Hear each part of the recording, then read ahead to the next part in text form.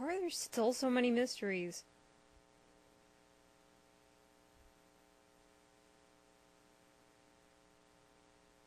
Uh, um...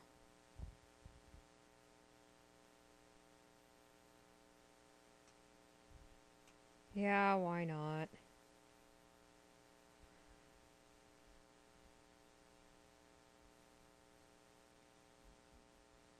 Bring, bring.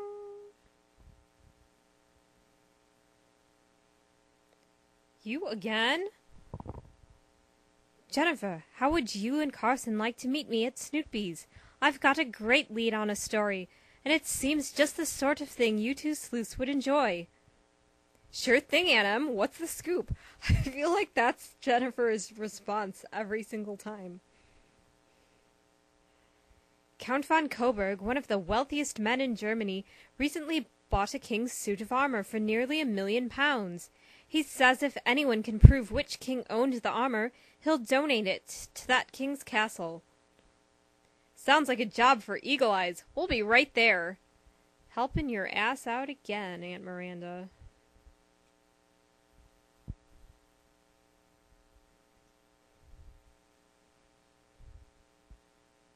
Harry Parker looking slick as always. Look at that! That must be the suit of armor Aunt Miranda told us about. It's beautiful. I bet Joan of Arc had a suit like that.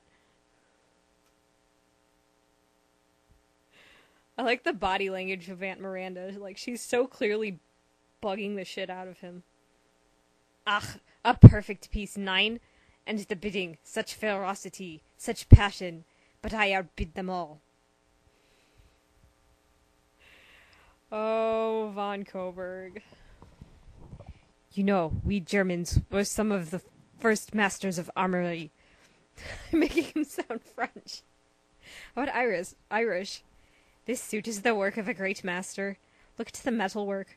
The etching that decorates the metal. It's the finest I have ever seen. If you like the armor so much, why are you going to donate it to one of the castles, Count? Ach, it is not the having of a thing. It is the acquisition of a thing. The thing is mine to do with as I will. 9.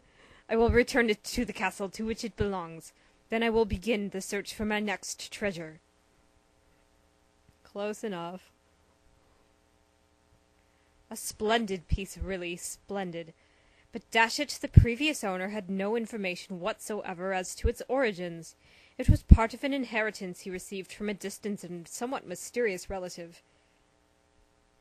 I did notice the inscription, Henry Rex, on the collar. That's Latin for Henry the King, so obviously this suit was fashioned for a King Henry. But the question is, which Henry? We've had 8 King Henrys here in England, you know. The suit's design is complex enough that we can rule out any king before 1400. But that leaves Henrys the 5th, 6th, 7th, and 8th. Frankly, I can never keep those Harrys straight myself. Harry Parker, not the brightest bulb. I suppose one just has to get used to their numbers. We usually refer to kings and queens of the same name with a Roman numeral, so Henry V is blah blah blah. We already learned about Roman numerals, alright, Harry? That was like 10 mysteries ago that we got the Roman numeral lesson from Mr. Sneed. I imagine the Beefeaters at the Tower of London Armory might be of some help. Some of them are absolute wizards on ancient arms. But not ancient coins. The suit of armor that Count von Coburg purchased is about 6 feet tall, quite broad, and made of light, ornately engraved metal. People back then were like 5 feet tall. There was only one king that was like huge and fat. The arms and legs of the suit are embossed with intricate patterns of gold and silver. Etched cleverly into the cuff of the gauntlet is the word Holbein. Holbein? That doesn't sound Latin. I wonder what it means. Sounds like you two might have to pop around the library at the British Museum and hit the books if you want to crack this case. You can go to Victoria Station for the train if you want to explore outside of London. But remember, Uncle Basil and I expect you and Carson home in time for tea. Priorities.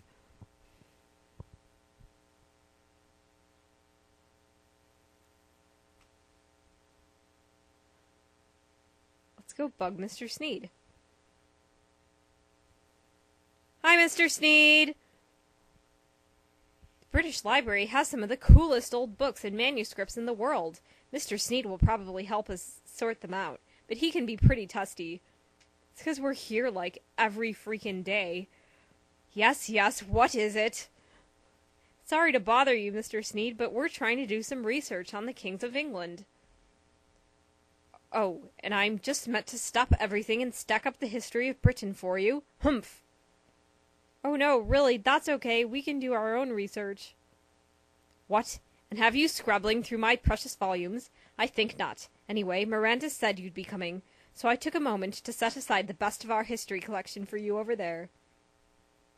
I love Mr. Sneed. He pretends like he hates us, but then he goes and does hours and hours of labor on our behalf. Hey, thanks! That'll really save us a bunch of time. Yes, now just stay quiet. I'm nearly through cataloging our new collection of Dr. Seuss sketches, and I must have some peace. No, we're gonna bug you some more. All those Henrys! Without my notebook, I'd never keep them straight. If some kings were good and some were bad, why didn't people just fire the bad ones?